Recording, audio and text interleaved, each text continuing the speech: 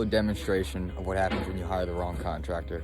See above me, we got two different types of textures. This one right here is smooth. Up there, it's a little rough. You see the difference? Smooth, rough.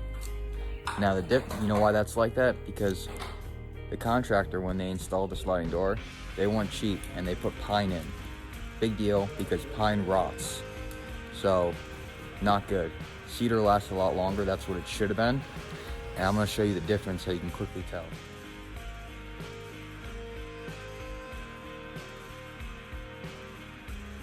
Right here, we're patching in where this old AC unit is. You see some rot here.